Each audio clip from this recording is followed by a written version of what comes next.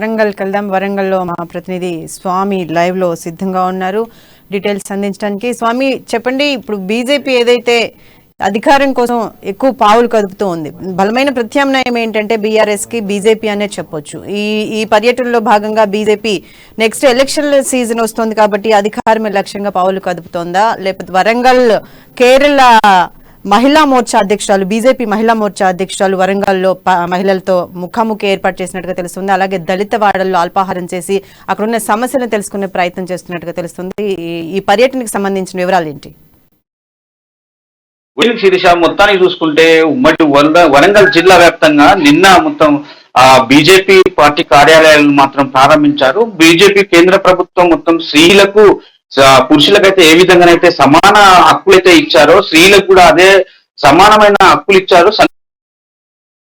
బోలెడన్ని మోడీ ప్రభుత్వంలో ఉన్నాయని చెప్పి కూడా మహిళలను మొత్తం సమకూర్చి మహిళలకు అంటే ముఖాముఖి మాట్లాడి మహిళలకు ఈ విధమైన కేంద్ర ప్రభుత్వం ఫలాలను ఇస్తుంది, దాన్ని సద్వినియోగం చేసుకోవాలి, సంక్షేమ పథకాలు ఎన్నో ఉన్నాయి, వాటిని సద్వినియోగం చేసుకోవాలని చెప్పి కూడా కేరళ రాష్ట్ర బీజేపీ మహిళా మోర్చా లలిత సుబ్రహ్మణ్యం కూడా ఇవాళ వరంగల్ కు రావడం జరిగింది. ఏకంగా దళిత వాడల్లో ఎస్ఆర్ నగర్ లో కూడా దళిత వాడల్లో కూడా అల్పాహారం చేసి కూడా వీళ్ళతోని ముఖాముఖి అంటే పురుషుల కంటే సమానంగా వాటా అంటే ఇప్పుడు ఎమ్మెల్యే స్థానాలు పెంచుకోవడానికి కూడా అంటే బీజేపీ ప్రభుత్వంలో కూడా రాష్ట్రంలో కూడా బీజేపీ అంటే ప్రభుత్వం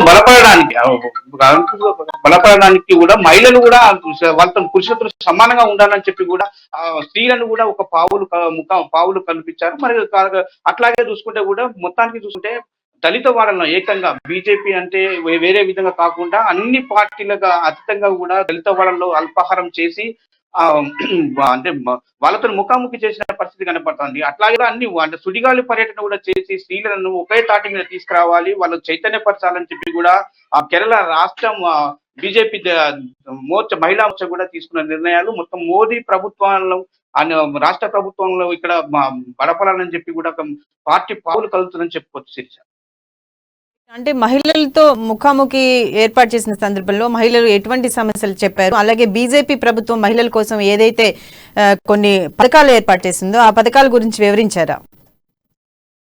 మొత్తాన్ని చూసుకుంటే శిరీష, అక్కడ బీజేపీ అంటే సంక్షేమ పథకాలు సమాన వాటా అంటే స్త్రీలు ఇప్పుడు ఎమ్మెల్యే స్థానాలు ఏ విధంగానైతే పోటీ పడుతున్నారో ఇప్పుడు స్త్రీలు కూడా ఆ విధంగానే పోటీ పడాలి, అన్ని రంగాల్లో కూడా మనము ముందుండాలి. మనకు మోదీ ప్రభుత్వం నుంచి కూడా ఇప్పుడు గ్యాస్ కానీ సిలిండర్ వివిధ పథకాలను కూడా మనకు అందిస్తా ఉంది అని చెప్పుకుంటూ ఆ సంక్షేమ పథకాలను గురించి వివరిస్తూ ఒక చైతన్యాన్ని పరిచి మహిళలను ఒక తాటి మీదకి తీసుకురావాలి, బీజేపీ మహిళా మోర్చాను బలోపేతం చేయాలని చెప్పి కూడా కసరత్తు కూడా చేసినట్టు కనపడతా ఉంది. కానీ మొత్తాన్ని చూసుకుంటే బీజేపీ అధికారంలోకి రావడానికి కూడా స్త్రీల పాత్ర కూడా ఉండాలని చెప్పి కూడా స్త్రీలందరినీ ఏకధాటిగా సమన్వయం చేసి కూడా స్త్రీలకున్న అంటే ప్రత్యామ్నాయంగా చూసుకోవాలని చెప్పి ఇప్పుడు డికే అరుణ కావచ్చు, అట్లా రాణి రుద్రమాదేవి కావచ్చు, ఆ విధంగా మహిళలు ముందు పోరాటానికి సిద్ధంగా ఉండాలి. మన రానున్న రోజులలో కూడా భవిష్యత్ అంతా బీజేపీదే అంటూ కూడా మోర్చా అంటే